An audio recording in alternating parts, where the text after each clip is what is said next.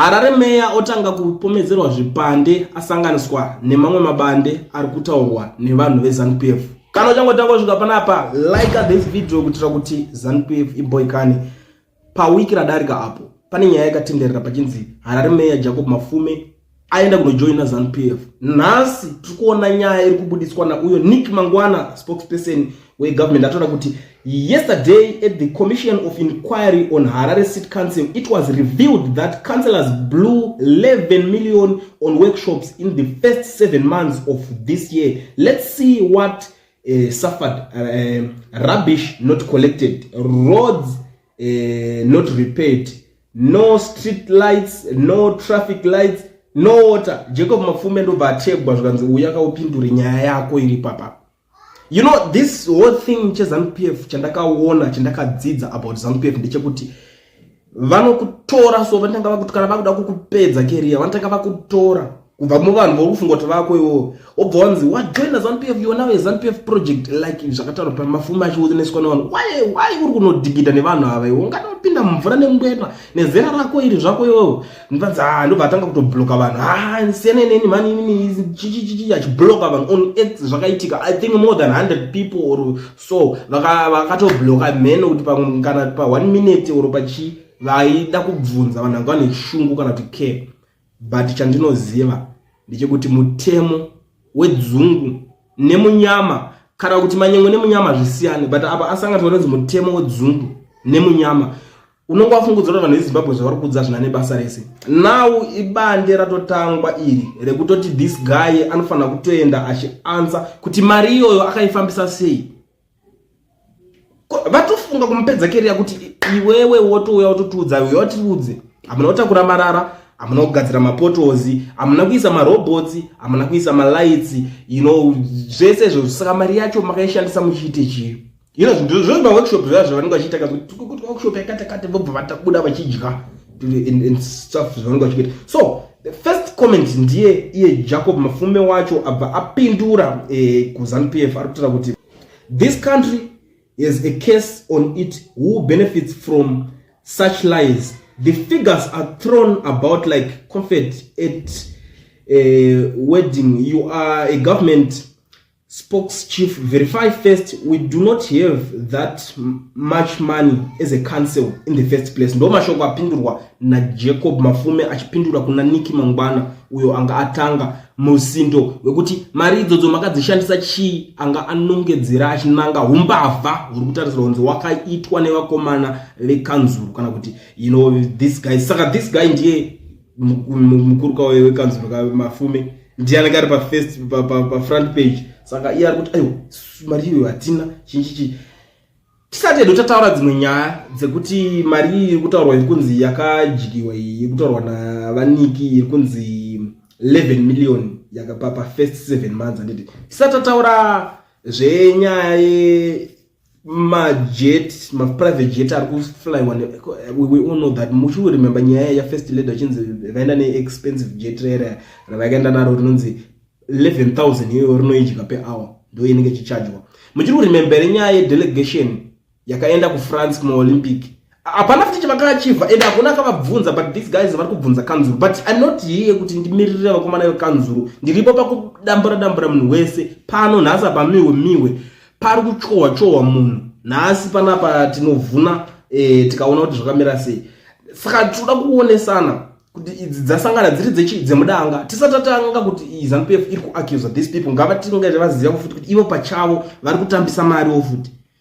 Because 67 of the government officials achiendera vana 7 vakaenda kuFrance vaya kuma-Olympic takazowana chi in return. Kana kamedhawo zvako kuti nenge maningirikana. Saka mari yese iyo yakashandiswa ipapo tumedhawo tochikona kututenga toita mari. Kana kuti hoda goridhe outside ropinda munyika. Kana upetwa something unoziva kuti mari iyo pangadai pakatovhurwa company itori strong yekuti vamwe vana vevanhu iko zvinezvi vangadai vari kutoshanda. But mari iyo yakatoshanda ichienda ikoko ichienda nema-government officials. Vapana vaenda kuma-Olympic vaifanira kukwira ndege dzinongoenda ikoko. Simple votonoita zvinhu zvavo ikoko. Kana vahwina kana vapera.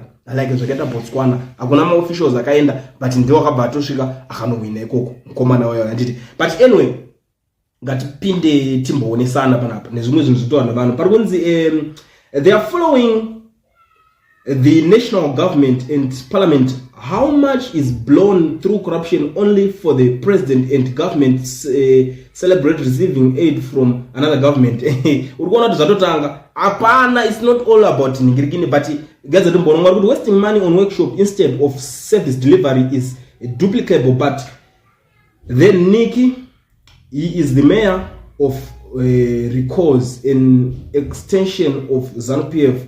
Is he not gonna nyaya kuitika? This guy you mafume uko zvinezvi vanhu vakutaka kuchema naye, but muno kutaka jigiwa 23 August akarakashwa panyaya dzekunzonzi iye apinde kunoita meya kwanga kutone mumwe, but pakatanga kurikolewa vanhu, so kusvika iye azongopedzera angovhoterwa azongonzi iye apinda. Usatamba ino pano rikolewa 3 mameya anga atori kure kokutanga achipinda ipapo, but because of these people vane the way vanoita zvinhu vakarikola vamwe vese kungonzi yo ndiani adomira kumberi kwedu, ningi ndiye adomira munzira medu recall, ndiani umwe futi ningi ndiye aitwa meya ndiye amira munzira medu recall, akarikola vanhu hobo kusvika this mafume apo nawo pakubuda nyaya yekunzi ari kutotambisa mari ko mafume kamunhu anotanga wezanuka zvipachena ka ungaina upo certificate training ngirikini ideology yeparty, ideology ngirikini yeZANU-PF. Chichimwe choda kudzidza, chichimwe chatinga expect from this guy pahunzi kuti anongoya hanzi membe rudzi inozvara mwana akaita sei akadaro yatongopinda yakutongotanga kungoita sei kungoitawo zvikito akuzi iwo anga mbonzi iwo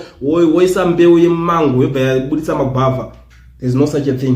Panotongobudiswa nyaya iyo patingonzi iye paringobudawo mango, idzodzo ndonyaya iri kuitika. Mwari kuti Zimbabwe has too many workshops where people gather to nod, clap and eat before going back to the office to wait for the next without a care about follow up and action on the previous. Innovation and development ultimately come from the application of knowledge, not endless workshopping of wording of certificates of attendance. Without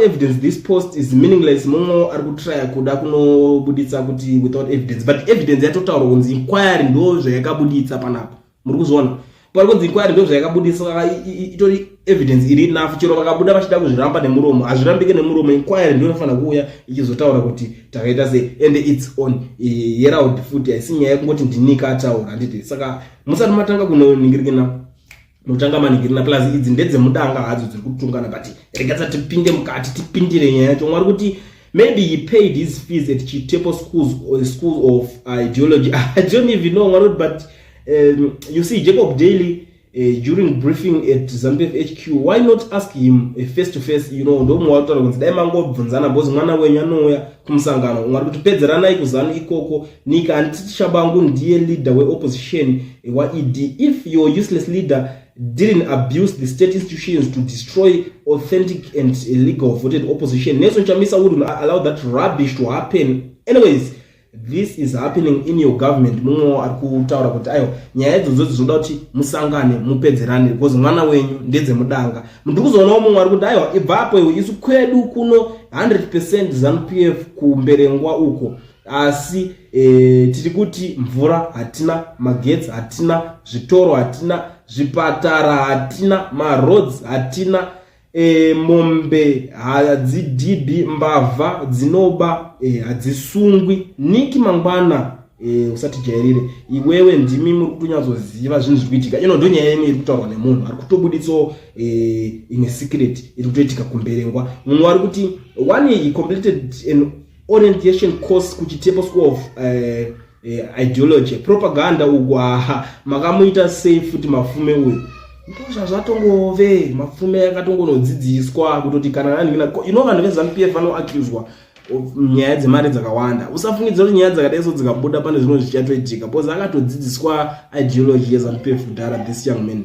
Saka zvimwe zvese zvaachaita atongove madrama, inyaya yekuti ingopfura nemunzeve dzenyu but zvekuita panenge pasina. That's it. But anyway, muri Zimbabwe gedza timboona zvitoona mumwe wakonzi aiwa inga akabva ku-ideology 1 ko makadarireiko kushungurudza meya wedu ane certificate ZANU-PF ideology musiyei atorewo 11 million iyoyo. Vamwe vari kungomora one including the son. Pakashata pakatoipa pakatoshata. Mwari kuti during my team yes ZANU-PF was at the helm of council recreation facilities, was working properly in particular kumageto kwataka kukurira, but now it's decided when the opposition took over, we used to go and have fun playing seesaws, but now zero, there is nothing at all, right? Iyo nyaya kutaurwa iyi kai bo toona kuwirirana, but tisakangano nyaya kuti pane imwe comment yabva kutaurwa nemumwe chinzi kumberi ngwa kuno hakuna chiriko asi ZANU-PF iriko kwese. Saka it's not all kuti ngoti nyaya kuti titi opposition ndo yega iri kuuraya zvinhu, and for now hatikwanise kunongedzera opposition ndo iri kuuraya zvinhu. Kana madaro fine, ngatichitaurisawo mamwe majuti anofanira kuitwa nehurumende, ikonomi yacho yakatofa kudhara, saka hapana chekuti tingataura panyaya idzodzo. Handiti tobva taenda pamberi pari kunzi someone took over 280 million alone from PMAS, another took over 75 million alone pretending to deliver a solar project, another took more money than that and was declared unfit for trial, and now is leader of in the legislature. Pakaipa wewe hey akomana umbava uri kubudisa umwe kuti PM of Ministry of Local Government anochiziva chidhiri chacho, ukabata chi association chinonzi UCAZ futi uchawana kuhwisisa kuzere.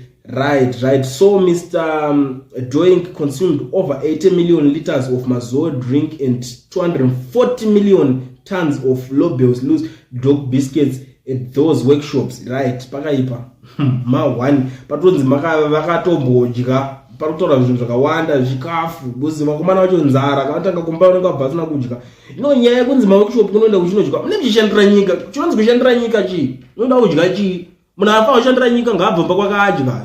Bikai maraisi wa anotengeka modyira kudzimba. Zvopano zvikonzi kudya. Ino mari yakadaro inonzi yangotambiswa from nowhere mchinonzi muri kuita maningiri chi chakadaro ichocho.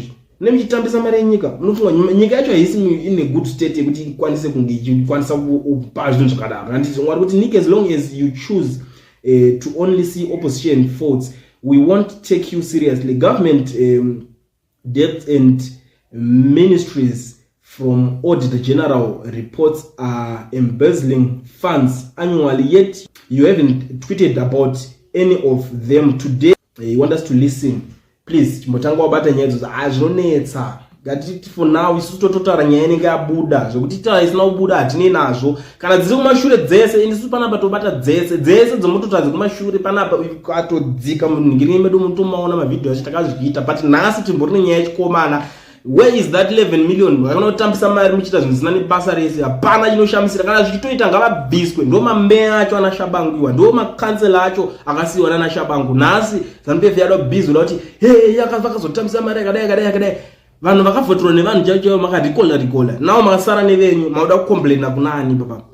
Zvichitoita mafana kutobva mese kana zvichitoita. Kwete kuti zvinhu zvakadai izvo zvinonyadzisa izvo.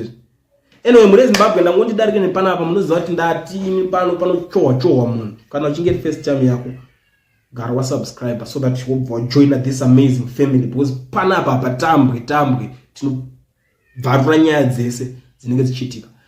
But usati wabva panapa, like this video kuitira kuti vaboikane, waudza kuti mabatwa, kuti vazive kuti wo wakatsamwa, unofanira kutosiya wa like this video.